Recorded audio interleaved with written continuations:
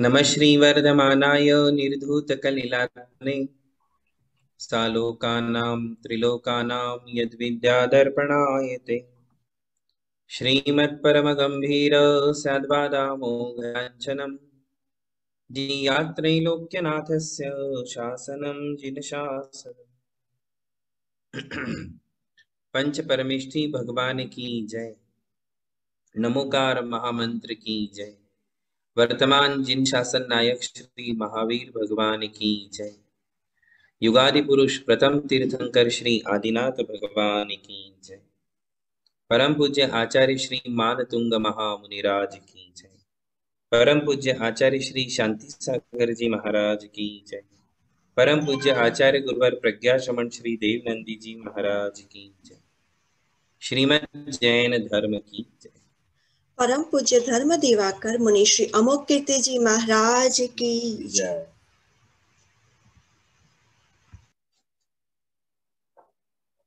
18वां काव्य आज प्रारंभ करेंगे।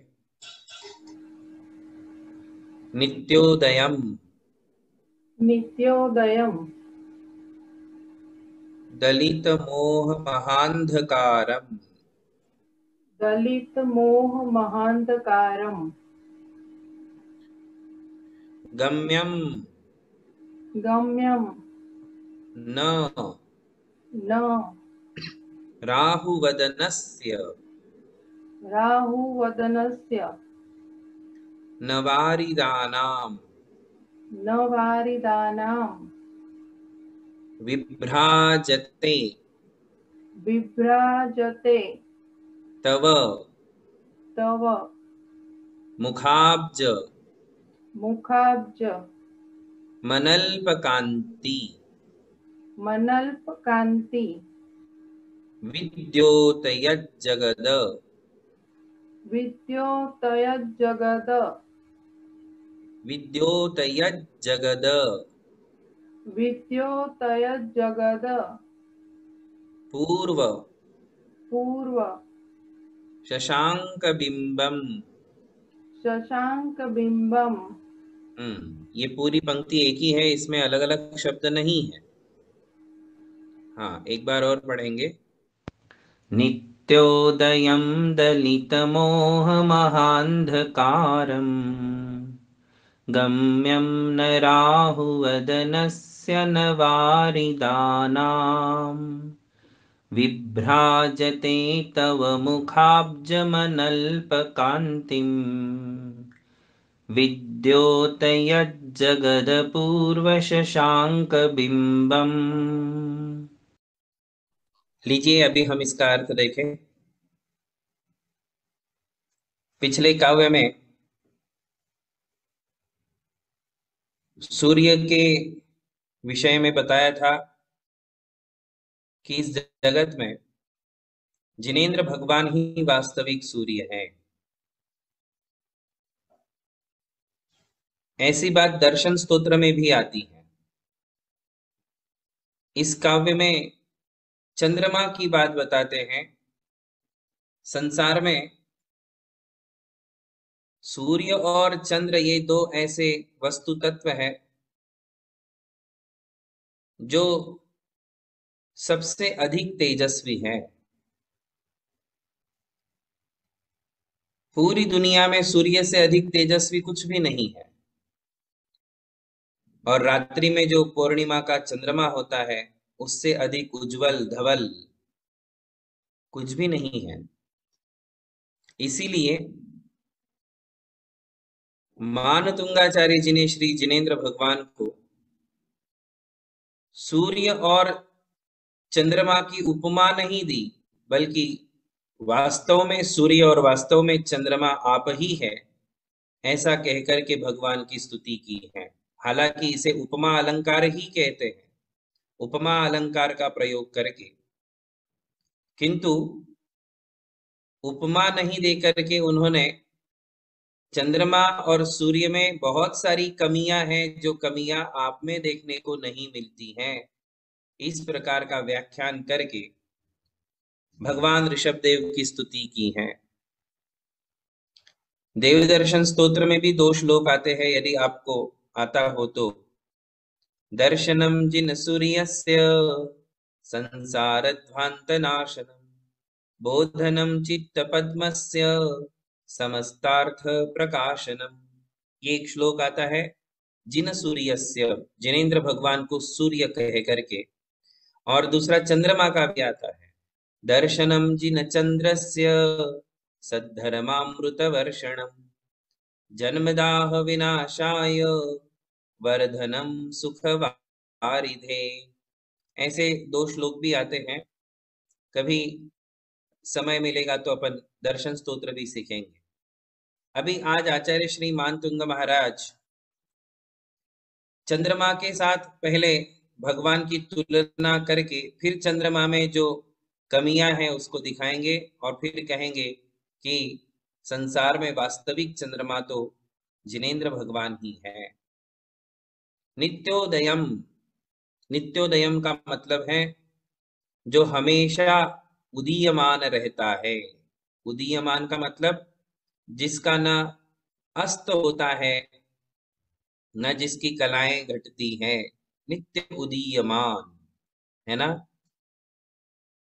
चंद्रमा की कलाएं घटती है और बढ़ती है। पूनम से लेकर पूर्णिमा तक, प्रतिपदा से लेकर पूर्णिमा तक कलाएं बढ़ती जाती हैं। 16 कलाएं होती हैं, कलाएं बढ़ती जाती हैं। इसे शुक्ल पक्ष कहते हैं। शुक्ल पक्ष में चंद्रमा की कलाएं बढ़ती हैं और कृष्ण पक्ष में चंद्रमा की कलाएं घटती है। प्रतिपदा से लेकर के अमावस्या तक चंद्रमा की कलाएं घटती जाएगी, अंधेरा बढ़ता जाएगा। और प्रतिपदा से पूर्णिमा तक, प्रतिपदा यानी एकम, एकम से लेकर पूर्णिमा तक कलाएं बढ़ेगी और उजेला बढ़ेगा। तो इस प्रकार प्रत्येक महीने में शुक्ल पक्ष और कृष्ण पक्ष ऐसे दो पक्ष आते हैं। एक पक्ष 15 दिन का होता है। 15 दिनों में कलाएं घटती हैं, 15 दिनों में कलाएं बढ़ती हैं। और इस घटबढ़ में उजेला और अंधेरा भी घटता बढ़ता रहता है। तो ये चंद्रमा के साथ होता है। किंतु श्री जिनेंद्र भगवान कैसे हैं? नित्योदयम, सदैव एक बार उनका उदय हो गया तो उसके बाद कभी उनका अस्त भी नहीं होता, ना उनकी कलाएं घटती बढ़ती हैं, है ना। चंद्रमा की कला तो घटेगी बढ़ेगी, किंतु भगवान का जो केवल ज्ञान है, भगवान के जो गुण हैं, उनमें हानि वृद्धि नहीं होती है, क्योंकि उन्होंने संपूर्णता को प्राप्त कर लिया है। तो इसलिए उनके गुणों में ना वृद्धि संभव है, ना उनके गुणों में हानि संभव है, ना उनके गुणों में कुछ बढ़ने वाला है ना घटने वाला है। तो इसलिए कहते हैं कि भगवान ही वास्तव में चंद्रमा है। दलित मोह महांधकारम, फिर कहते हैं कि चंद्रमा तो ये सामान्य अंधेरे को दूर करता है, उसमें भी उसका भी लिमिटेड एरिया होता है। जैसे सूर्य के बारे में बताया था कि सूर्य का अपना एक लिमिटेड एरिया होता है, वहीं तक उसका लाइट जाता है। ऐसे ही चंद्रमा का है ना, ऐसे ही चंद्रमा का है। चंद्रमा का भी एक लिमिटेड एरिया होता है, उतने ही एरिया में वो लाइट देता है। किंतु अमावस्या को तो गायब ही हो जाता है। दिखता है क्या चंद्रमा आकाश में? अमावस्या के दिन गायब, दिखता ही नहीं है। किंतु हमारे भगवान समो शरण से कभी गायब नहीं होते हैं। समो शरण में जो विराजमान हो गए सो हो गए। ऐसा कभी नहीं होगा कि अरे आज भगवान कहाँ चले गए, है ना। मुनि महाराज के बारे में तो ऐसा हो सकता है कि कल तो महाराज श्री यहाँ थे, आज कहाँ चले गए, आज दिख क्यों नहीं रहे हैं। ऐसे भगवान के बारे में कभी नहीं संभव कि कल तो भगवान थे, कल मैं आया था समो शरण में, कल तो भगवान थे, आज कहाँ चले गए भगवान। तो भगवान कहीं जाते नहीं है। चंद्रमा तो चला जाता है ना, चंद्रमा तो चला जाता है, किंतु भगवान कहीं नहीं जाते। इसलिए चंद्रमा में और भगवान में साम्यता नजर नहीं आ रही है। है कि नहीं? हम किसी को सूर्य और चंद्रमा की उपमा देते हैं तो उपमा के समय उसमें के एक गुण को देख लेते हैं, है ना? कि मेरी पत्नी तो चांद है, और पत्नी कहती है मेरा पति तो सूर्य है, ये सूर्य जैसा है, वो बोलते हैं ये चांद जैसा है। किंतु चांद तो रात में गायब, और चांद तो दिन में गायब और सूर्य तो रात में गायब, है कि नहीं? रात में सूर्य नहीं मिलेगा और दिन में चांद नहीं मिलेगा। तो ऐसे सूर्य चांद की उपमा ना दिया करिए, नहीं तो दिन रात एक एक जने गायब हो जाएगा, है ना? इसलिए जो दृष्टांत होते हैं वो एक देश होते हैं, ये नियम है। ये नियम बताने के लिए मैं आपको बता रहा हूं कि दृष्टांत एक देश होते हैं, दृष्टांत सर्वदेश नहीं, ग्राह्य नहीं होते हैं। यानी सूर्य का कोई एक गुण हम कह सकते हैं कि ये सूर्य के समान तेजस्वी है, हमारे मुनिराज सूर्य के समान तेजस्वी हैं, ऐसा आप कह सकते हो। किंतु सूर्य के सारे गुण मुनि में नहीं मिलेंगे, चंद्रमा के सारे गुण मुनि में नहीं मिलेंगे। कोई एक गुण मिल गया तो भी उपमा अलंकार का प्रयोग हो जाता है। किंतु भगवान के विषय में तो उपमाएं फीकी पड़ जाती हैं, क्योंकि वहां तो उपमाओं में ही दोष नजर आते हैं, किंतु भगवान में एक भी दोष नजर नहीं आता है। दलित मोह महांधकार, चंद्रमा जब होता है तो वो अंधेरे को दूर करता है, भगवान ने भी मोह रूपी महा अंधकार को दूर कर दिया है। कौन से अंधेरे को दूर किया? दलित यानी नष्ट कर दिया है। दलित शब्द का अर्थ क्या है? नष्ट कर दिया है। किसको? मोह महांधकारम, मोह रूपी महान अंधकार को। महान जो है उसके साथ विशेषण लगाया गया है, क्योंकि सामान्य अंधकार से भी बहुत बड़ा अंधकार ये मोह रूपी अंधकार होता है। कैसे, वो आगे देखेंगे। फिर कहते हैं कि गम्यम न राहुवदनस्य नवारिदानाम, ये जो आकाश का चंद्रमा है, ये आकाश का चंद्रमा जो है उसे भी राहु ग्रस लेता है। जैसे सूर्य ग्रहण होता है वैसे चंद्र ग्रहण भी तो होता है, सूर्य ग्रहण के समान ही चंद्र ग्रहण भी होता है। चंद्रमा और सूर्य जब एक गली में आ जाते हैं चंद्रमा और सूर्य नहीं, राहु और सूर्य जब एक गली में आते हैं तो सूर्य ग्रहण हो जाता है। चंद्रमा और राहु जब एक गली में आ जाते हैं तो चंद्र ग्रहण हो जाता है। राहु के सामने चंद्रमा और सूर्य दोनों अपना अस्तित्व खो देते हैं। राहु एक ग्रह है और उस राहु ग्रह के सामने सूर्य भी और चंद्रमा भी निर्बल हो जाते हैं। क्या हो जाते हैं? निर्बल हो जाते हैं। इसीलिए राहु अपने सामने आते ही सूर्य को ग्रहण लग जाता है और चंद्र को भी ग्रहण लग जाता है। किंतु भगवान को किसी का कोई ग्रहण नहीं लगता है। भगवान किसी के सामने कमजोर नहीं पड़ते, निर्बल नहीं पड़ते हैं। न वारिदानाम, वारी यानी पानी, वारिद यानी पानी को देने वाला। कौन? बादल। वारी का मतलब पानी, वारिद यानी बादल। वारिदानाम न गम्यम, अलग अलग वाक्य बनेंगे। राहु वदनस्य न गम्यम, राहु एक ग्रह, वदन यानी उसका मुख, राहु के मुख में भगवान फंसते नहीं है, वश में नहीं आते। ये भगवान की चर्चा है, आकाश के चंद्रमा की नहीं। नित्योदयम, हमेशा विद्यमान रहते हैं। दलित मोह महांधकारम, मोह रूपी महान अंधकार को नष्ट कर दिया है। राहु वदनस्य न गम्यम, राहु के वश में नहीं आते हैं, राहु के मुख में फंसते नहीं हैं। न वारिदानाम, और बादलों से घिरते नहीं हैं, बादलों से कवर्ड नहीं होते हैं। चंद्रमा के ऊपर भी बादल आ जाते हैं, जैसे बादल सूर्य को ढक देते हैं वैसे चंद्रमा को भी ढक देते हैं, है ना? किंतु हमारे भगवान को ढकने वाला कोई बादल नहीं है ना। राहु वदनस्य, न राहु है न वारिद यानी बादल, न कोई बादल है न कोई राहु है जो भगवान को नष्ट कर सके, भगवान को कवर कर सके, भगवान को कमजोर बना सके। ऐसा कोई राहु इस संसार में नहीं, ऐसा कोई बादल इस संसार में नहीं। और कैसे हैं हमारे भगवान? तो कहते हैं अपूर्व शशांक बिंबम। देखिए और एक एडजेक्टिव, अपूर्व शशांक बिंबम, कि ये सब विशेषणों से विशिष्ट भगवान कोई अलग ही चंद्रमा है। अपूर्व, अपूर्व यानी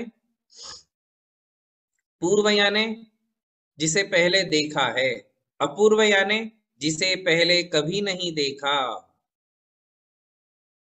पूर्व यानी कई बार जिसका हम अनुभव ले चुके हैं, अपूर्व यानी जिसका हमने कभी अनुभव नहीं किया है। ऐसे शशांक बिंब यानी चंद्रमा के मंडल, वास्तविक चंद्रमा, असाधारण चंद्रमा, अपूर्व चंद्रमा, दुनिया से अत्यंत पृथक। कितने चंद्रमा है पता है आपको? सूर्य और चंद्रमा कितने होते हैं पता है आप में से किसी को? सूर्य 1 2 3 4 नहीं, असंख्यात होते हैं, काउंटलेस सूर्य होते हैं मध्यलोक में। जिन्हें पता नहीं है वो पता कर ले। जम्बू द्वीप में 2 सूर्य हैं, है ना। और फिर जम्बू द्वीप, लवण समुद्र, उसके बाद धातकी खंड, फिर कालोदधि समुद्र, फिर पुष्कर द्वीप, फिर पुष्कर समुद्र। ऐसे मध्यलोक में असंख्यात द्वीप हैं, असंख्यात समुद्र है। त्रिलोक रचना में मध्यलोक की रचना और मध्यलोक की रचना में असंख्यात द्वीप समुद्र, और इन असंख्यात द्वीप समुद्रों को निरंतर प्रकाश देने वाले नवग्रह, उनमें सूर्य भी हैं, चंद्रमा भी हैं। और ये कितने हैं? तो कहते हैं असंख्यात हैं। कितने? असंख्य सूर्य है, असंख्य चंद्रमा है इस संसार में। वास्तव में ऐसे मतलब काल्पनिक नहीं, एग्जिस्ट करते हैं ये असंख्यात सूर्य और असंख्यात चंद्रमा। कहाँ? मध्यलोक में ऐसे असंख्य सूर्य और चंद्रमा हैं, है ना। किंतु भगवान कोई एक अलग ही चंद्रमा है। इन सभी सूर्यों से विशेष सूर्य हैं हमारे जिनेंद्र भगवान। इन सभी चंद्रमाओं से एक अलग ही चंद्रमा है हमारे भगवान। इसलिए कहा अपूर्व शशांक बिंबम। ठीक है, अपूर्व शशांक बिंबम यानी जो दुनिया में असंख्यात चंद्रमा है उन सभी चंद्रमा से बिल्कुल अलग हमारे जिनेंद्र भगवान रूपी चंद्रमा है। फिर आगे कहते हैं तब अनल्प कांति मुखाब्जम, ऐसे चंद्रमा के समान अनल्प कांति, अल्प यानी थोड़ी सी, अनल्प यानी बहुत, एंडलेस, जिसको मेजरमेंट नहीं है, इतना तेज। कांति यानी, कांति यानी तेज, कांति यानी तेज। भगवान की क्या कहेंगे आप? लाइट। भगवान की कांति, भगवान का तेज कितना है? तो आचार्य कहते हैं अनल्प, अनल्प यानी बहुत, एंडलेस।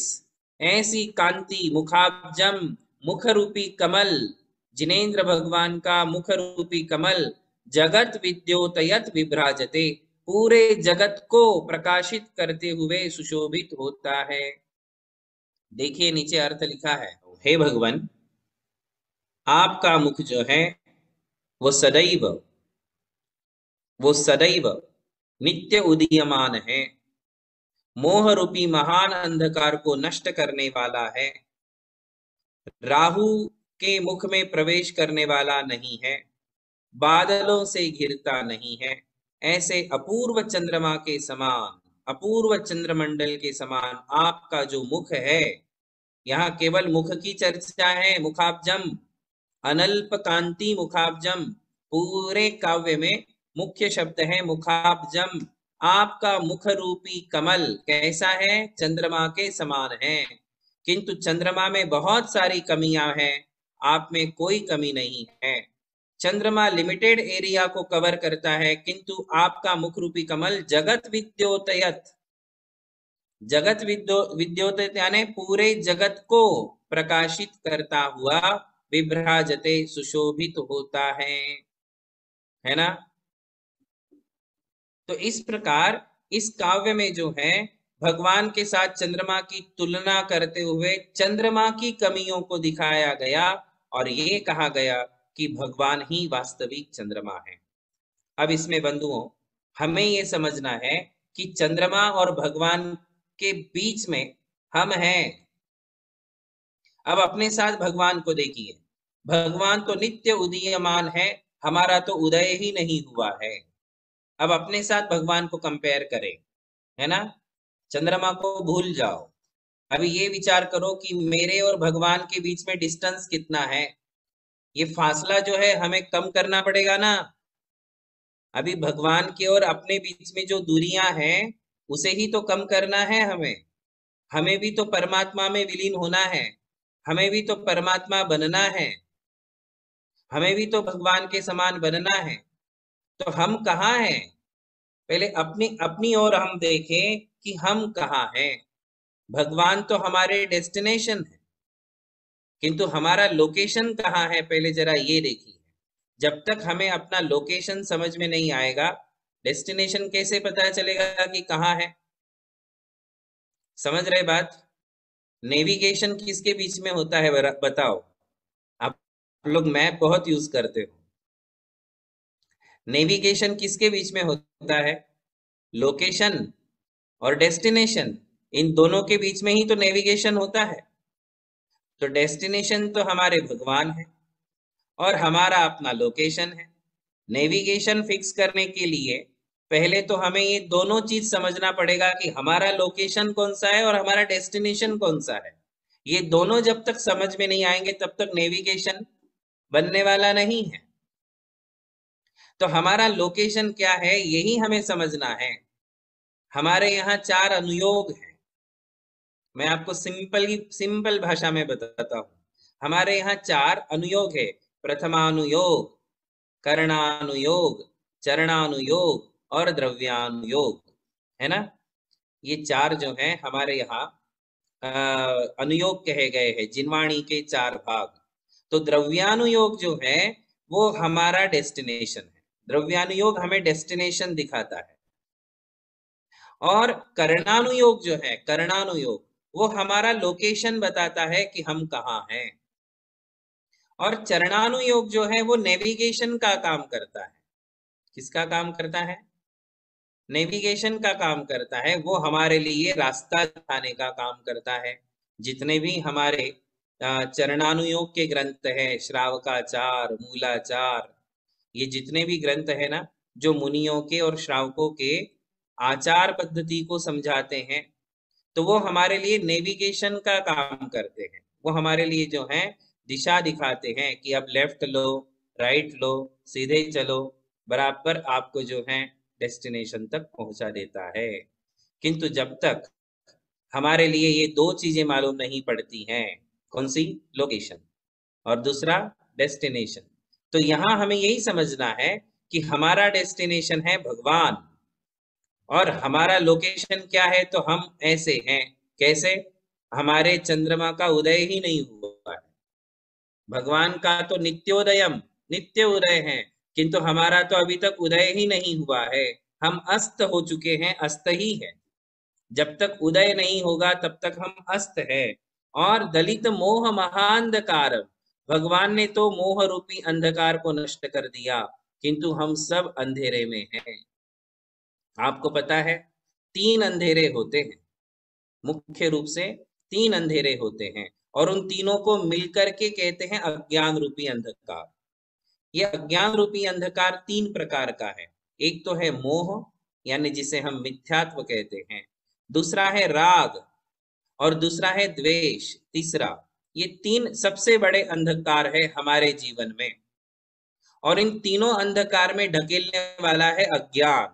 कौन है? अज्ञान हमें पुश करता है और हम इन 3 प्रकार के अंधेरों में चले जाते हैं। मिथ्यात्व रूपी अंधकार, इस अंधेरे में हमारे लिए क्या सही है क्या गलत है ये दिखाई नहीं देता। अंधेरा का मतलब क्या है? जिसमें हमें दिखाई नहीं दे उसे कहते हैं अंधेरा, ठीक है ना। अंधेरे का मतलब जिसमें हमें दिखाई नहीं देता है, ये अंधेरे की परिभाषा है।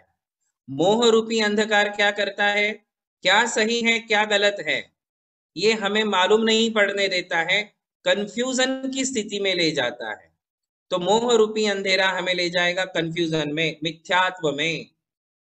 जब तक मिथ्यात्व है हमें सही रास्ता नहीं मिलता है, हम अंधकार में हैं।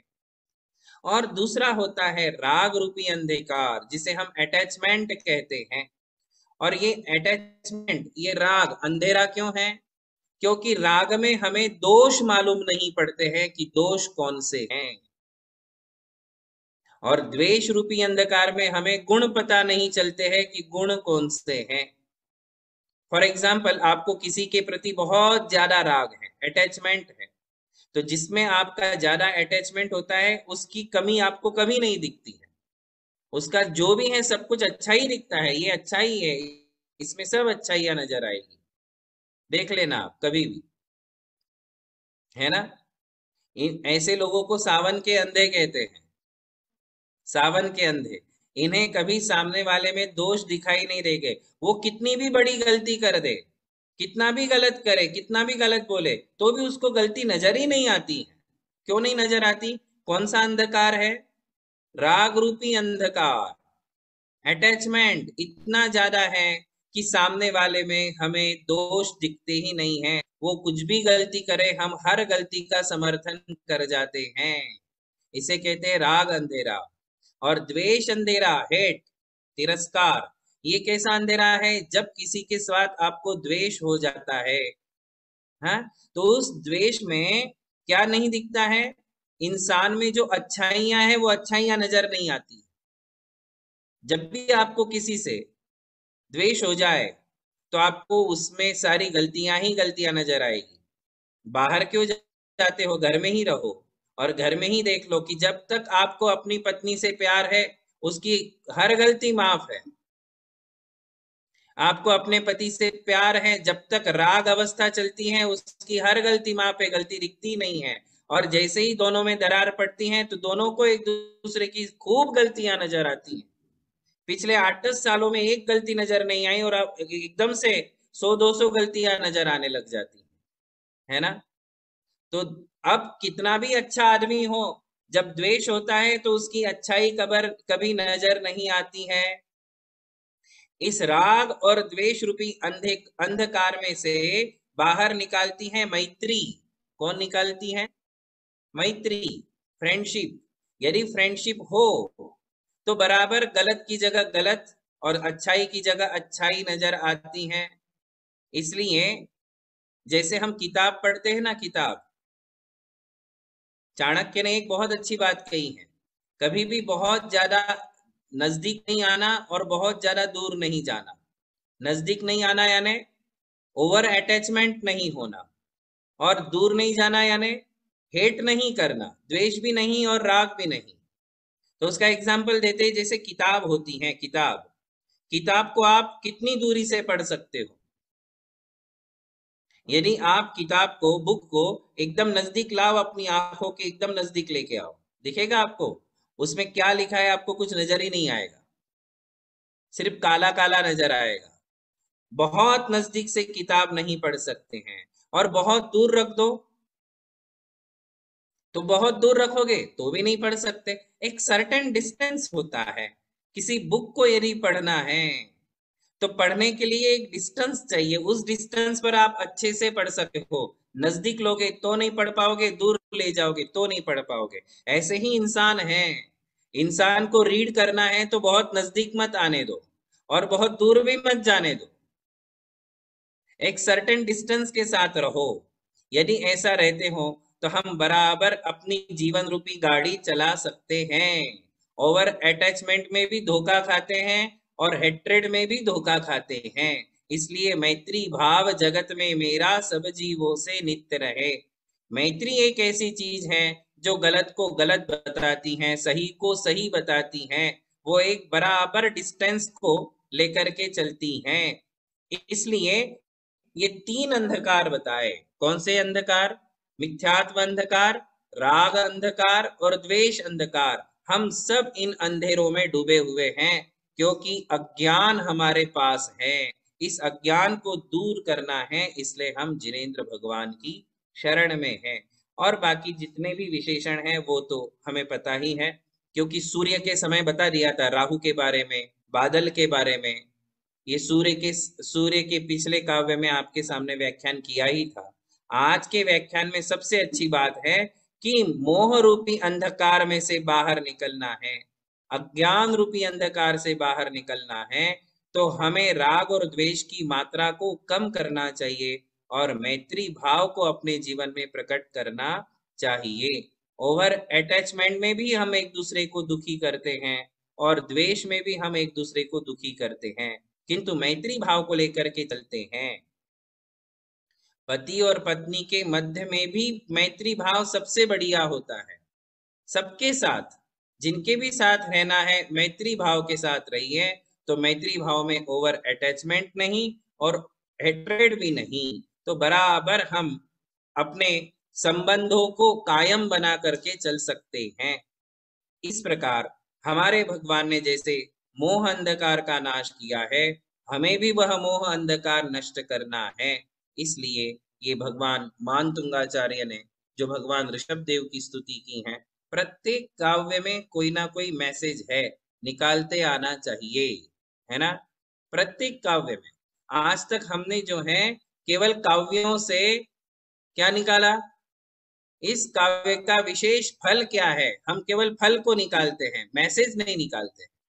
काव्य का फल क्या है, फल तो सारी दुनिया बताएगी, किंतु मैसेज हमें और आपको मिलकर के निकालना है कि भगवान ऋषभ देव की स्तुति में मानतुंगाचार्य जी हमारे लिए क्या मैसेज देना चाहते हैं। ये अच्छे अच्छे मैसेज हैं, हम यदि इनको समझे, जीवन में अपनाए, तो हमारे लिए लाभ ही लाभ है। नित्योदयं दलितमोहमहान्धकारम् गम्यं न राहुवदनस्य न वारिदानाम् विभ्राजते तव मुखाब्जमनल्पकान्तिम् विद्योतयज्जगदपूर्वशशाङ्कबिम्बम्। बोलिए आदिनाथ भगवान की। परम पूज्य धर्म दिवाकर मुनि श्री अमर कीर्ति जी एवं मुनि श्री अमोघ कीर्ति जी महाराज की जय।